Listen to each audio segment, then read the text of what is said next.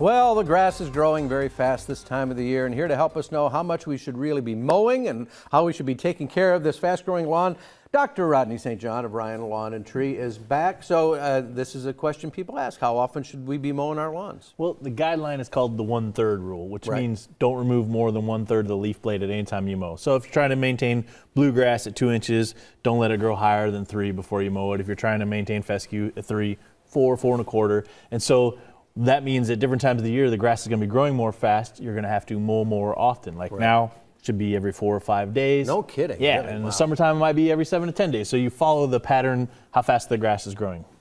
And you shouldn't do like what I used to do, which is the bad idea, is mow it really, really short so you don't have to touch it for a while. That's not healthy. That's not healthy for the lawn because you're stressing it out, and that's why you're not having to mow very often because you've stressed it out so much, and then it gets thin, then you get more weeds, and then it gets ugly. It gets so you're not really helping yourself. No, by you're doing not. That. So let's talk a little bit about some things that you can do for your lawn, products and otherwise, that can help us. So we have this mow reducer program and mow reducer application, and basically it's a product that was developed for the golf course industry, and we've been using it for a number of years, and you can put it on your lawn and it slows the growth of the grass. Really? It's really impressive. In fact, I had mine treated yesterday. I'm looking forward to not having to mow for a little while. So what does that do then? So you were saying we should do it every maybe 4 days, 4 or 5 days. How, with this on there, what do you do? Right, so typical mowing at this time of year in springtime is every 4 or 5 days. Right. With this, I still want you to mow about once a week, but now you won't have to bag your lawn because if you mow once a week without this, you're gonna have to bag your lawn, and I don't want you to bag your lawn because it's work and it's not good for the lawn, so I want you to put the clippings back,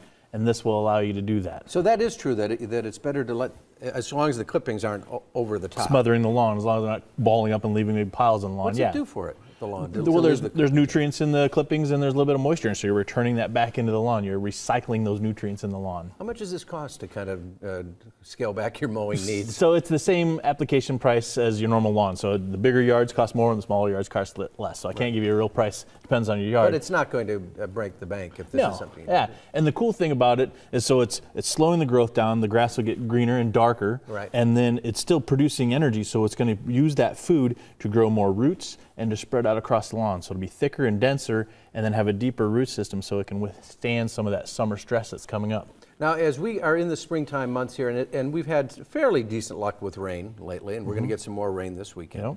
But should we, in between these rain events, should we still be watering, and should we water our trees differently than we're watering the lawn? Yeah, so the trees, it's been a very dry winter, and so if you've got some damage or some dry shrubs, I would continue to water, especially those evergreen shrubs. They need some water. The lawn, if you're growing seed, definitely keep them watered, but we've probably got enough rain, perfectly timed rain events, that we're doing okay. Usually the general guide of mowing or irrigation is going to be about once a week at this time of year. As we get into May, it's going to be about every 5 days, and then we get into July, it's going to be about every 2 to 3 days. So let me just ask you, we were talking about mowing, and I just want to talk about the lawn mower itself. Is it important to make sure that blade is really sharp? I mean, is that better for your lawn? Absolutely, absolutely. I mean, imagine, I use a crude joke, but if you're going to have surgery, would you rather have surgery with a nice sharp scalpel or a baseball bat? Yeah, well, yes. It's kind of disgusting. I'm but not going to your doctor, but I understand what you're saying. You get the idea. So you want to have a nice clean cut on that blade so it doesn't stress it out and allow more infections and diseases to get into that plant. So it really does make a difference. I was wondering about that. And it's an aesthetic. I mean, you look at 2 yards, one that has a sharp blade and one that has a dull blade. This yard's going to have a tan off color to it. It's not going to look pretty. This one's got a nice dark color to it. And it's going to be healthier. Absolutely. It's really pretty fascinating stuff. Now, you can learn more about Ryan Lawn and Tree's Mow Reducer, which sounds fascinating, by visiting ryanlawn.com, or you can call 913-381-1505, and we'll have a link on KCLive.tv later on today as well. We always learn so much. Thanks for sharing it with us. Have a good day. I expect you to be at my house and mow my lawn. Absolutely. Okay.